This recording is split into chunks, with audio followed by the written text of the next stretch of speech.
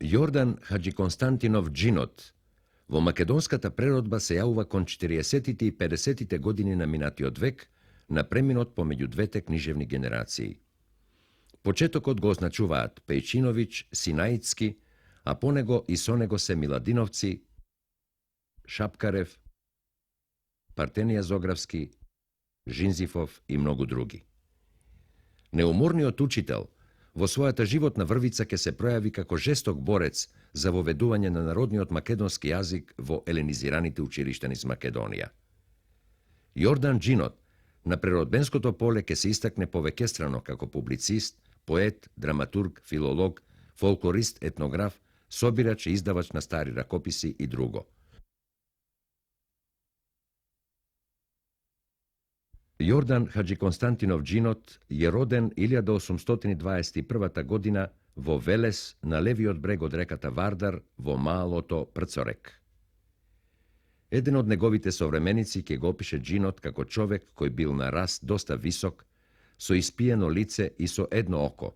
Едното му било повредено кога го воделе пеш на заточение во Ајдин. Еден од коњските стражари кои го конвоирале, за да го натера да го успори одот, завртел со камшикот по лицето, та му го извадил едното око. На возраст беше на околу 50 години. Раскажуваше мошне мило и имаше богата библиотека. Во малото Прцорек, во училиштето при Параклисот на Свети Ѓорги, Джинот ги усвоил првите знаења од словенската писменост кај учителот Митре.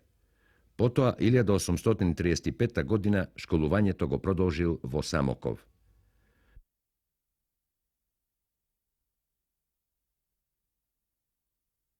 Натанаил Стојановиќ, подосна познат како Кучевишки митрополит Охридски, ќе одбележи меѓу другото дека на 22 април пристигнавме во Самоков. Заедно со мене дојде и Јордан Константинов Джинот, кој подосна ги собра позабележителните ракописи. Таму Джинот се задржува до крајот на истата година и по враќањето во Велес, неговиот татко, кој бил клисар во црквата Свети Спас, го испраќа својот син во Солун, каде што го усовршува Ланкастеровиот метод, кој бил најпознат педагошки начин на учење во тоа време. Во 1837 година Джинот ќе започне со учителската работа во својот роден град.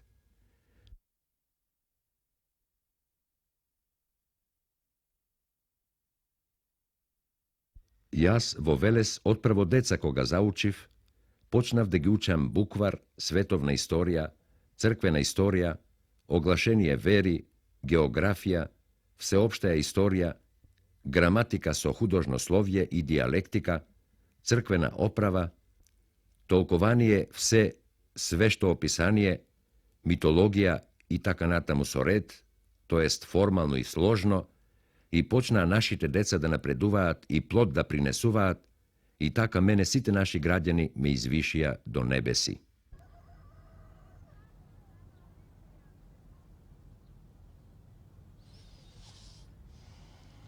Светла владичице Србије,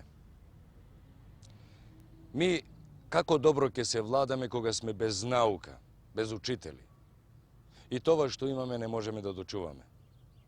Архиереите гречески лажат нашите граждане с греческа наука, а таа нихна пуста и суха еленска, в црна слепота хврлила нашите чада славенски, кои учат 15 години ни не можат да научат ортографија. Това знаат само да говорат гречески јазик наизуст као папагали.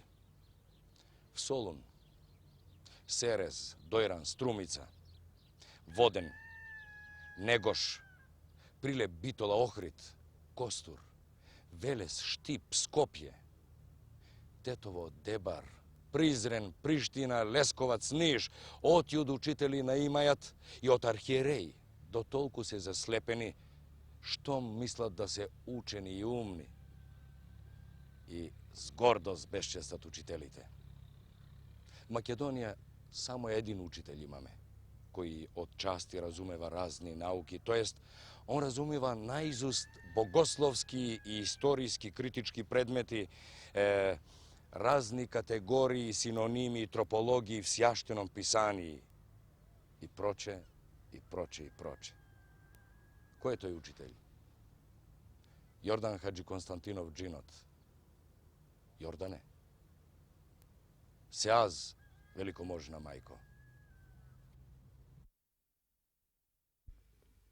Токму во овие години ќе започнат прогонувањата од страна на грчките завидливи црковни великодостојници и нивните месни доушници и со разни клевети пред турските власти ќе му го загорчуваат и подјадуваат животот на нескршливиот велешки Горостас. Околу 1840-42 година излегува во една од двете македонски печатници и првенчето на Јордан Дžinot, таблица Перваја. Угледувајќи се на големиот српски учител Доситеј Обрадовиќ, и нашиот просветител им понуди на учениците еден практичен, морално поучен текст со повеќе афоризми, кои, висејќи на школските ѕидови, му помагале на ученикот во неговото педагошко образование.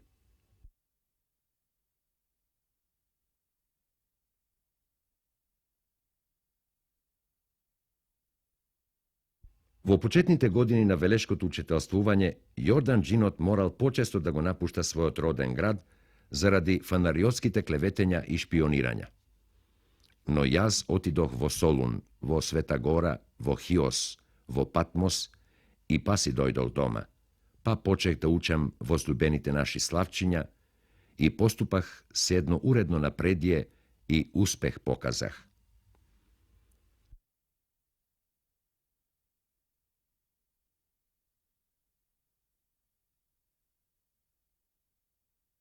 На ваквите патувања, Дžinot можел да се запознае со културите и веќе развиените литератури на останатите народи, да научи повеќе странски јазици и да се снабди со разновидни книги.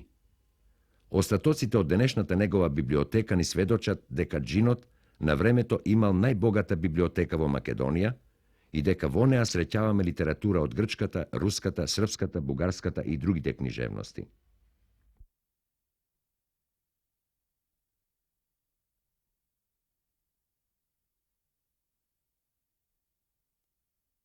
Од периодот на велешкото учителствување, Džinot ќе понесе повеќе своји љубопитства, кои ќе останат како трајно негово определување и ангажирање. Веќе кон 40-тите години на 19-тиот век ќе започнат неговите патувања низ Македонија, исполнети со собирање на ракописи и старопечатени книги и со патописни прибелешки кои што Džinot подосна ќе ги објавува во Цариградскиот печат. Во 1848 година Јордан Džinot, прогонуван од грчките владици, ќе замине за Белград и веројатно за Влашко. Во Белград Džinot имал можност да се сретне со тогашните културни кругови и да го види Белградското училиште, а по враќањето и тој ќе организира и уреди слично такво училиште во Скопје.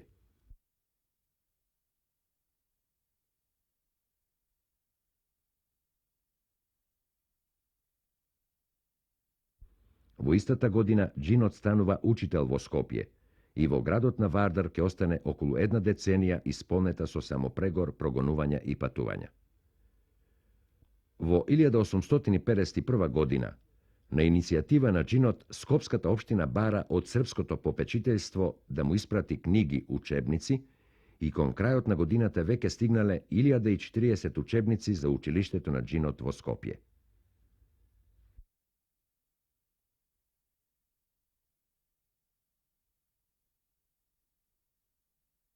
Но по релативно мирните 3 до 4 години во Скопје, некаде пред навечерието на Кримската војна 1853 година, на скопските фанариоти и градските првенци ќе им смета напредокот на словенското училиште што го водел Džinot, додека грчките школи биле слабо посетени. Од тие години листот Шумадинка ќе ја информира меѓу другото српската јавност. Пред 2 години добивме за учител некој Јордан Константиновиќ, родом од Велес, навистина човек млад, но полн со енергија и силна родолюбивост, и почна нашите деца вредно да ги учи на словенско четмо. Прекумерно зарадувани со тој успех, почнавме со најголема желба да ги запишуваме нашите деца во тоа младо училиште. Но бидејќи поради ова наше училиште, грчкото училиште остана скоро празно, зашто секој родител сака неговото дете нешто да научи на мајчиниот јазик, па после ако стигне нека учи на странски, а грците навредени од тоа почнаа против нас и нашиот учител јавно да роптаат и тоа роптање се претворува во јавна расправа.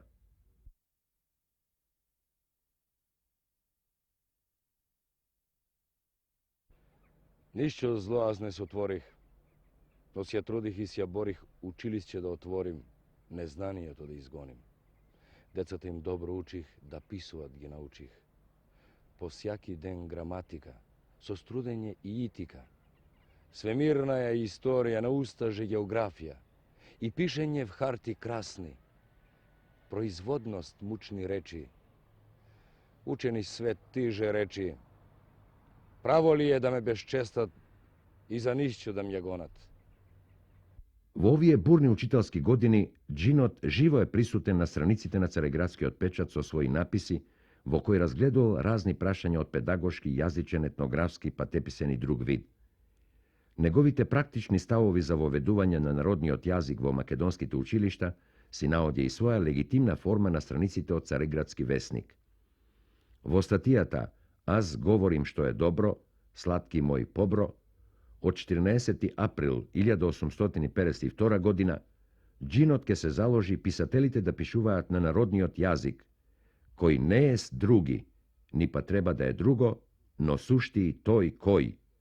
Народни јазик, обаче јазик живи, којто всички народ свој именува го и со него говори.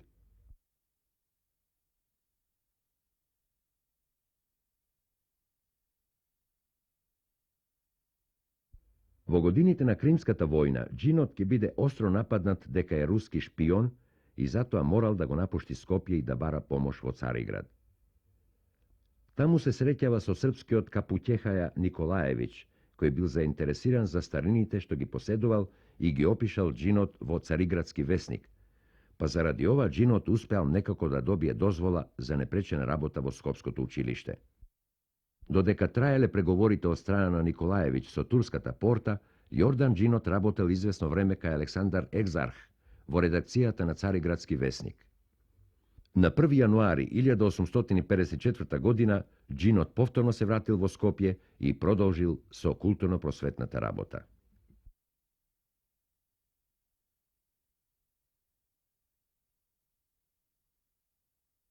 При крајот на 1855 година, со посредство на трговецот Хаџи Ѓорѓе Поповиќ, Джинот стапува во врска со Белградското читалиште, но тоа го препорачало во следната 1856 година на Друштвото српске словесности, кое се согласило Джинот да му испраќа разни стари ракописи и ретки книги, а Друштвото нему учебници и материјални средства. Околу оваа взаемна соработка, која ќе трае со известни прекини се до крајот на животот од Јордан Джинот, ќе се развие значителна преписка. Джинот во тие години, 1856-1858, скоро сосема ќе и се оддаде на оваа соработка и ќе талка низ Македонија во потрага по податоци за низината историја, јазик, фолклор и друго, а најмногу ќе биде заинтересиран за ракописното наследство и стари книги кои ќе им ги испраќа на Друштвото во Белград.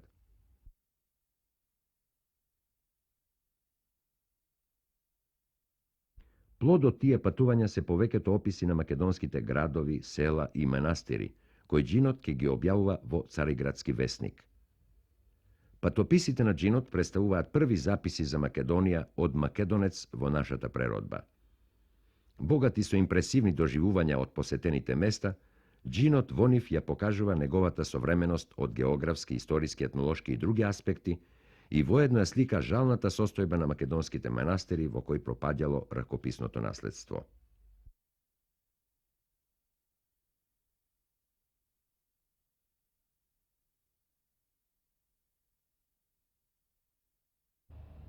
Покрај низа книжевни творби од Јордан Хаџи Константино Джинот остана и 5 оригинални драмски творби и 3 преводни. Од првата група драмски творби оригинални се тие со дидактично морализаторска содржина. Како учител, Джинот имал практична намера со своите творби преку нив поучно да делува кај учениците, нивните родители и другите граѓани кои учествувале во изведбата на овие драмски сочиненија. Драмските текстови на Джинот од оваа група се: прво, Разговор или Прави человек, 1851, потоа Училиште и учение, 1852 и Басна, 1854. Втората драмска творба, Училиште и учение, е најдолга диалошка сцена на Джинот и во неа Джинот настапува како просветител и современ педагог во секој поглед. Третата диалошка сцена од оваа група на Джинот е Басна и многу има допирни точки со некои народни умотворби, конкретно со народната приказна за лажецот и паралажецот. Крајен заклучок да ги поучи за чесен живот.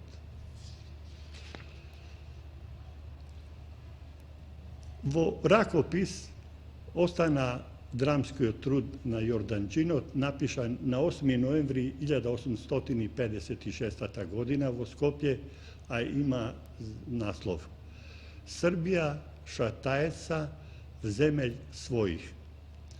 Ракописот на овој драмски труд го открив во архивот на Друштво српске словесности, денешната Српска академија на науките и уметностите, со која одржувал Джинот живи врски.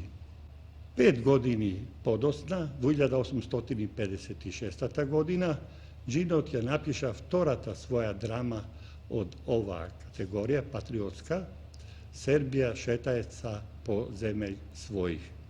Познато е дека Джинот оставил и вести дека превел и неколку драми.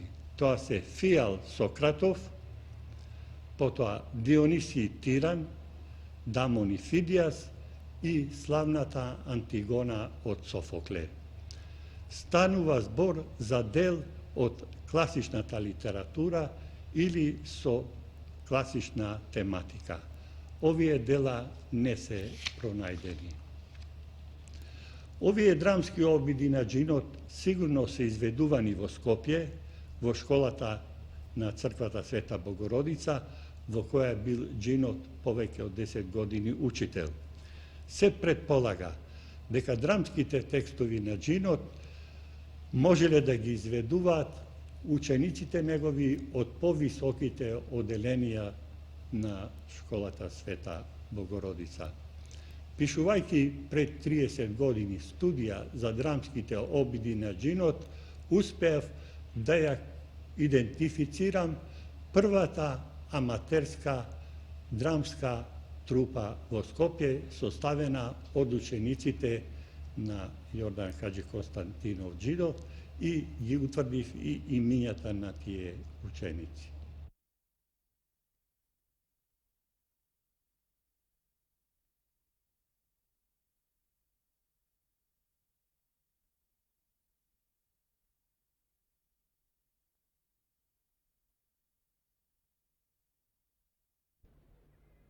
Наш учител Ордан на кој се јаваше, песна си пееше. Отечество мое, јас сум чедо твое. Стига веќе грци исти како волци. Покрај другите пројави во областа на литературната реч и публицистиката, Јордан Хаџиконстантинов Джинот, таму некаде помеѓу 1851 и 1869 година, објавува и 10 стихотворби, главно во Цариградскиот печат. Неподготвен самиот за една ваква дејност, како што воопшто би се рекло дека неподготвен и за една по-системна литературна дејност, Јордан Хаџиконстантинов Джинот во нашата литература од минатиот век главно значи една спонтана пројава. Некаде, рековме, помеѓу 1851 година и 1869 ги објавува своите стихотворби Аврора, Труд ми е името, Скопското училиште много трудно е. Горката чаша на кнезот Лазар, Диониси Вахко, Припев, женитба Ива од Меглена и уште неколку, низ кои што главно се пројавува како дидактичар. Самата професија на джинот, учителската, му наметнува едно такво гледање на литературата. Тој настои преку својот пишуван збор воопшто, а посебно преку стихуваниот збор, да им соопшти главно на учениците сума податоци од областа на науката, а од друга страна се пројавува и како класичар, како неокласицист во известна смисла, затоа што настои и да внесува мотиви од митологијата.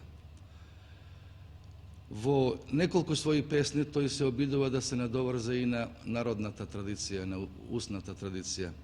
Такви се песните Припев, кај што се надоврзува до познатиот мотив Димна Јуда град градила, познат и ден денеска, како присутен мотив во народната поезија. Понатаму се зафаќа и со некои мистификации, како што е песната Женитба Ива од Меглена, додека пак во другите главно се пројавува како, рековме, дидактичар, како еден автор што настои пред се да ја наметне просветната цел. За разлика од неговите драмски творби, за разлика од неговите афоризми, джинот во своите песни сепак останува на едно по-ниско ниво. Но за литературната историја си има тоа значење, затоа што е тој меѓу првите наши автори воопшто, почнувајќи таму некаде од половината на минатиот век, и заедно со Константин Петковиќ, заедно подоцна со Пулевски, со Ѓорги Динков и така натаму, ја представува претходницата на нашата уметничка поезија. На 1853 од Скопје ме обклевети скопски владика и 4 грека меѓу нив и 4 бугарски опадника на турци, как да сам бил росијски согледатај и пострекавам србли и бугари да се бунат. 5 пути пред паша ме судеха. 7 пути ноќе ме влекоха. Најпосле владика и Х. Трајковиќ и греци немилостиви на турци в Мезлич потпис дадоха да ме погубат. А што ќе дојде они да се отговорат? На Мезлич мене ме призваха и ми рекоха: до 3 дни ако не си станеш, ќе те убиеме. И тако Скопское училишće владика и греци го разориха. А станах, отидох в Велес у манастир Свети Јоан. Но велешки владика Авксентија посла 2 сејмена да ми свезат руци наопако и бијучи до Велес да ме заведат. Голема срамота ми нанесе тој немилостив епископ. Свезан, ме отведоха сејмените до крај града. Мои собраке и отечестеници ме отмах од нив. Во почетокот на август 1856 година, джинот е наклеветан од митрополитот Јоаким пред турците во Скопје дека го бунтува населението да не плаќа данок. Турците го протерале од Скопје и Јордан Джинот бил принуден да бара помош од Друштвото српске словесности, па затоа повторно отпатувал во почетокот на февруари 1857 година во Белград. Таму се сретнал со членовите на Друштвото, кои лично се зазеле околу неговото заштитување за непречено учење на скопските славчиња. Задржувајќи се 1 месец, во почетокот на март истата година, Джинот се враќа во Скопје со писмо од белградскиот митрополит за одвивање на слободна учителска дејност. Следната година во април, Джинот пак заминува за Белград за да набави книги и да им продаде стари ракописи. Во 1859 година, Джинот ке престојува во Прилеп како главен учител. Од вонредно значење е краткото останување на Джинот во Прилеп, бидејќи на учебното дело му дал словенски тек, па заради тоа посебно ќе бидат жолчни судирите со бидолскиот Бенедикт, кој и покрај упорните настојувања на прилепските граѓани да го задржат следниот учител, ќе го избрака во родниот Велес. Кога 1860 година Македонија ќе ја посети великиот турски везир Мехмед Крбазли Паша, Джинот ќе ги доживее најмрачните и најсрамни години во својот живот. Тогаш велешкиот и битолскиот владика остро го напаѓаат Јордана пред великиот везир, заради што македонскиот бунтар ќе замине на заточение во Мала Азија.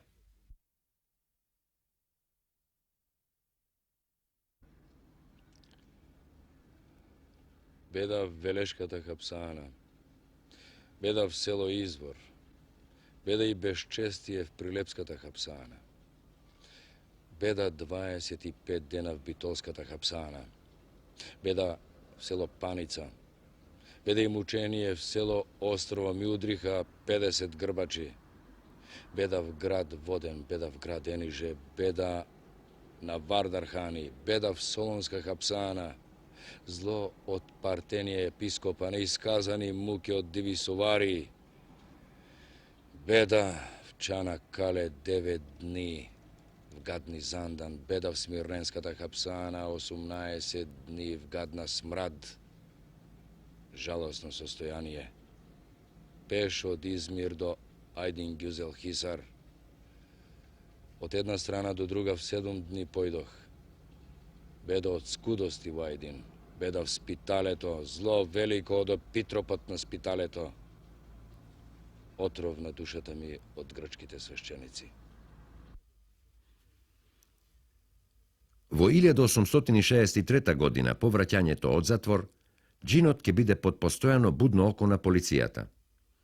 Заради слободното извршување на наставата, Джинот ја прифатил унијата и станал учител во Битола 1864 година.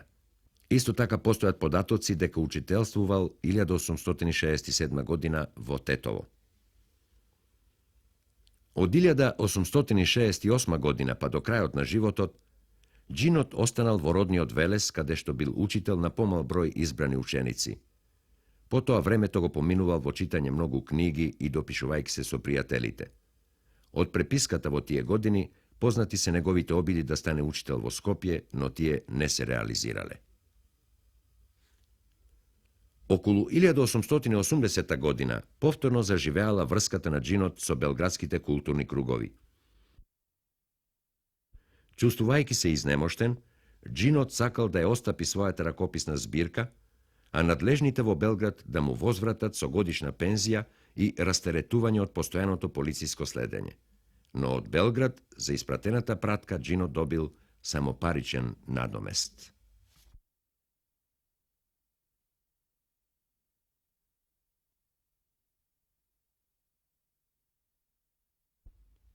Срцето на овој неуморен македонски син престана да бие пред 100 години, на 29 август 1882 година во неговиот роден Велес.